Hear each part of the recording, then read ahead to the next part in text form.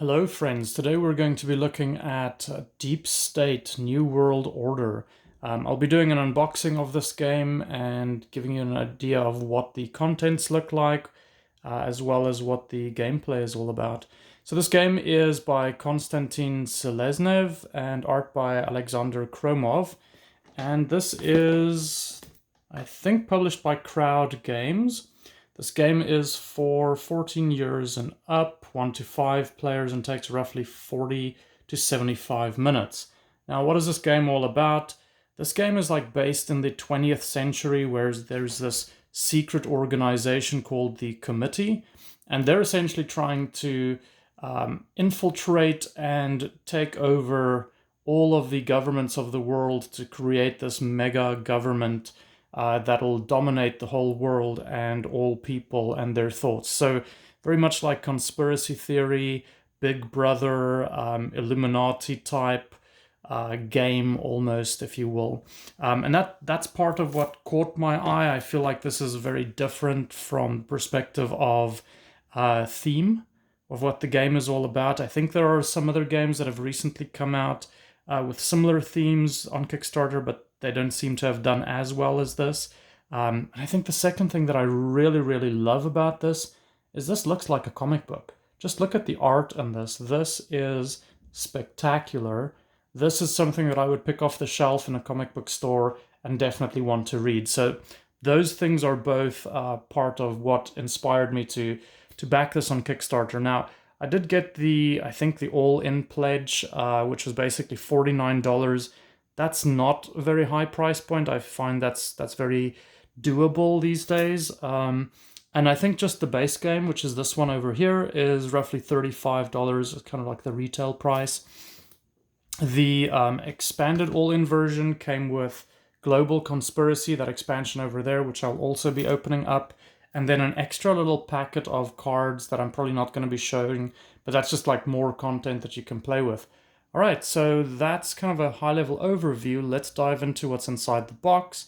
And before I do, from our sponsors, there's a warning that if the cat moves and decides to interrupt this, I do apologize. Hopefully he stays slumbering over there, all nice and peaceful. All right, so let's see what is in here, if I can find a way to open this easily. Okay. So I'm inundated with Kickstarter games that arrived this past 2 weeks. As you can see in the back there, I've got Red Outpost. And if you notice, the cat is still sleeping in the same position that it was in when I did that video, which is because I'm doing these videos back to back. So that just shows how many of these I've received. Also, on the Origin of the Species, that came in recently. And then, I don't know if you can see that, I don't know, it's off in the back, but Escape the Dark Castle and Escape the Dark Sector. Alright, so let's see first of all what is in the Deep State box, if I can get this one open. Alright, nothing there. Let's put this out of the way over there. Okay, game rules. Beautiful reference guide. So component overview. These look good. Seems like there are some tokens specifically. Oh yeah, and people all of these agents. It's going to be interesting to look at those.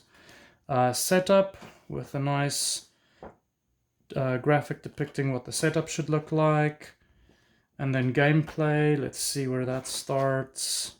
So there's an action phase, you can infiltrate objectives, then there's a takeover phase and a treaty phase. Let's see, and you can use Headhunter in a 5-player game. So I guess that's maybe just restricted to the 5-player game. Interesting. They seem to have like maybe these specific scenarios. There's episode 1, Struggle for the Consulates. Then this explains what an objective card looks like. There is an explanation of ghost agents, carrying out covert operations.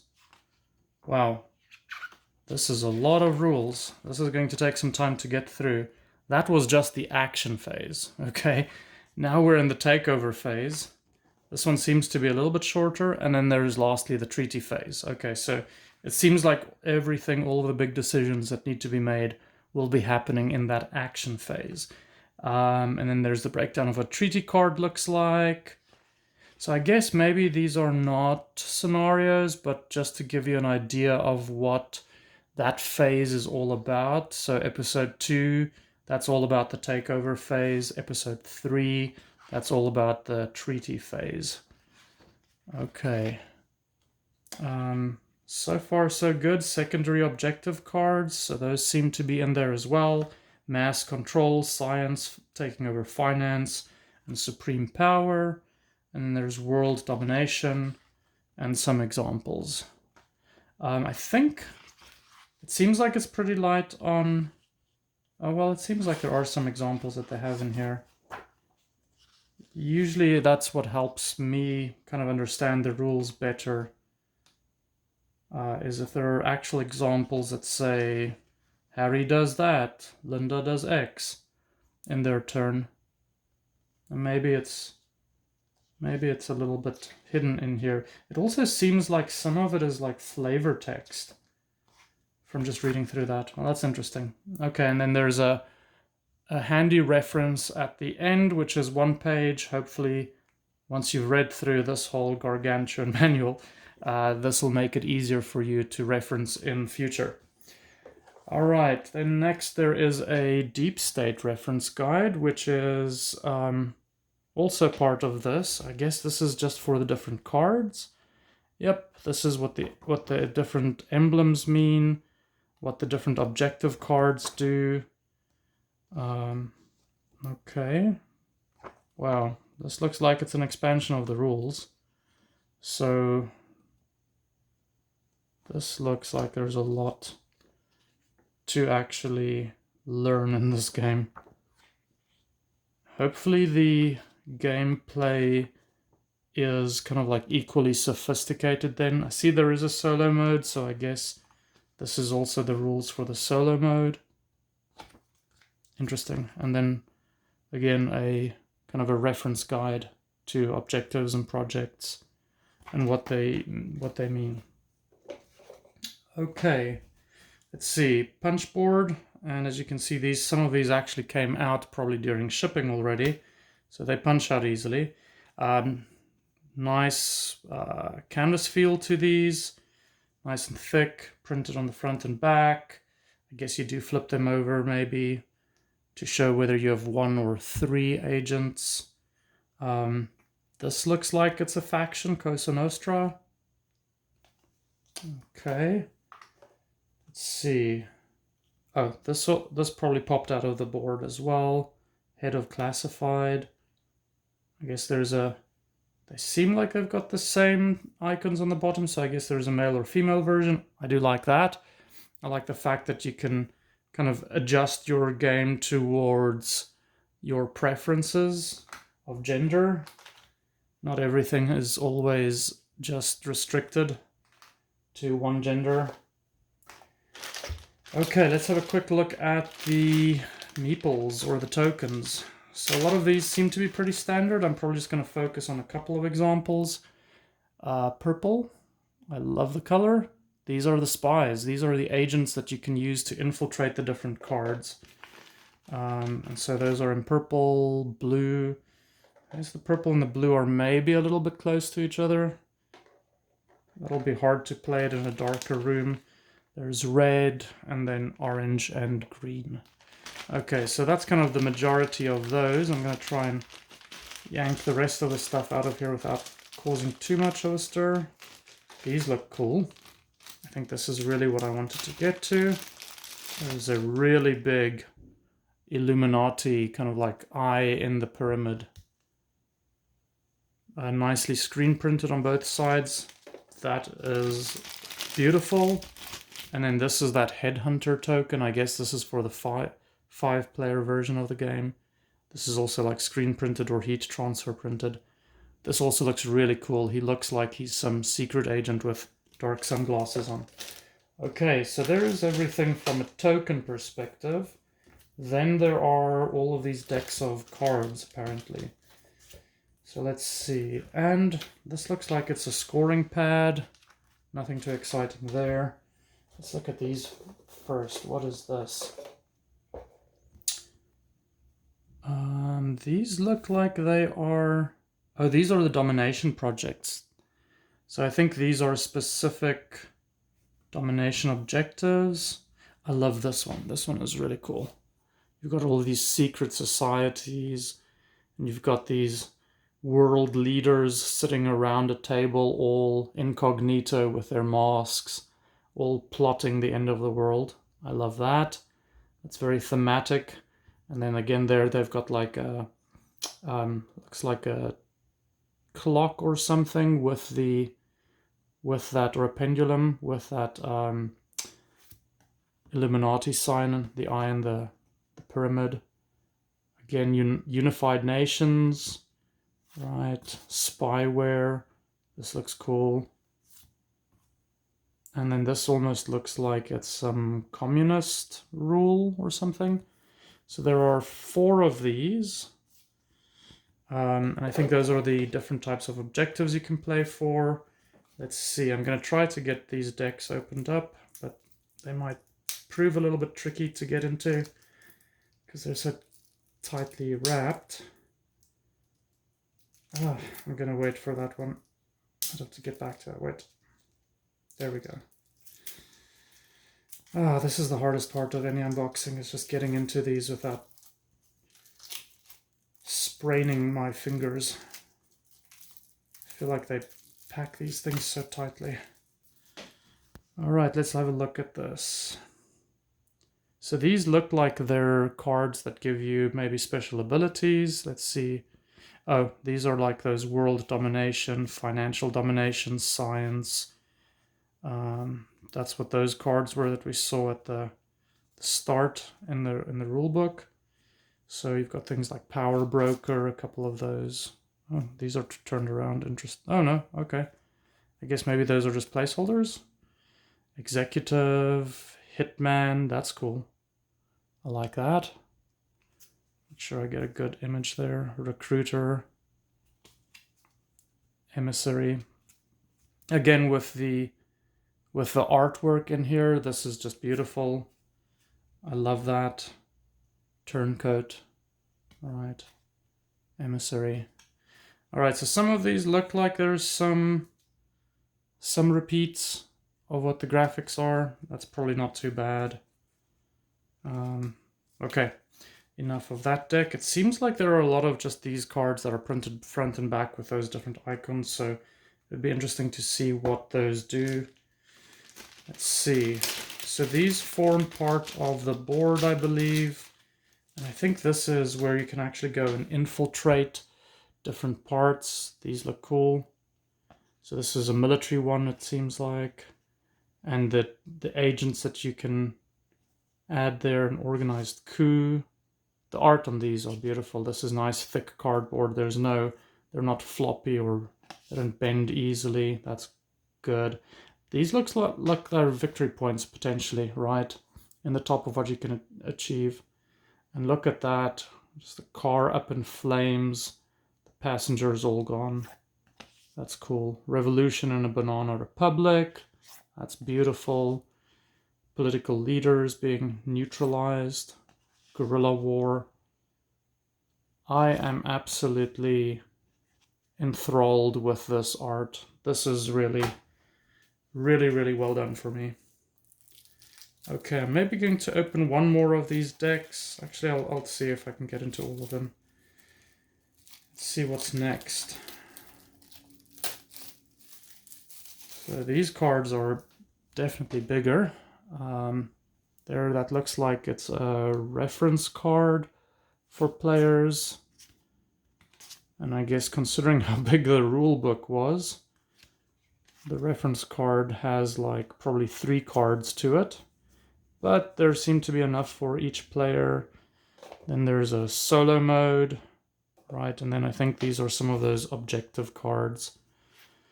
Consulates, spy agencies, corporations. Again, these cards, good quality, canvas, nice canvas feel to them. They almost have like a plastic coated feel to them, which I think is great because the This actually makes sure that the colors in the graphics remain true and really vibrant, and it just pops. So I do appreciate the effort that has gone into that. I'll go through a couple more of these. Beautiful real estate. I want to own that. All right, patents, inner circle. That looks like it's an old boys club. Labor unions, they'd look unhappy. Stock exchanges, everybody's shouting sell. All right, so these are, well, I think these are objectives that you can achieve that will gain you victory points. Some of them seemed like that little victory points icons in them. I think the rest of these seem like they're mostly the same type of artwork. But I think you get an idea. These look beautiful. I would love to get to play through these, and they all have these like Illuminati sign on the back. Okay, oops, before I lose anything here. One last deck, and this seems to be related to maybe the actual spies or something, because they've got a little image of a person on the back. I'm surprised that the beast hasn't awoken yet. Decided to rain terror on everything. Okay, these look like Council of Nine Unknown. That's a cool name. These look like they're maybe little action cards, special actions that you can take. There are just so many of them though. Wow, I can see how that would probably give you a lot of replayability and variability to this game. Again, some of the graphics I think gets used again, but I think the iconography seems like it'll make this game easier to play, maybe. Wow. Alright, there's a lot in here. Some of them might be duplicates. But yeah. So that's the base game. I'm going to quickly open this up, which is the Global Conspiracy. I think this is an expansion. I think all that this adds is essentially these reptile people that are one of the other factions that are trying to take over the world. Let's have a quick look. It's still like 1 to 5 players, so there's no 6-player content. But yes, there's a reptiloid module. Let's see what else. Superiority Doctrine module. So I guess these are different types of modules on how to play your game to get superiority or dominance over the world. And they all seem like they're kind of like separate. So there are 4 different types of modules in here. Like I said, there's a Superiority Doctrine, the Reptiloids or Reptiliad, 4th Estate module, and then Strong Arm Tactics. Okay, let's have a quick look.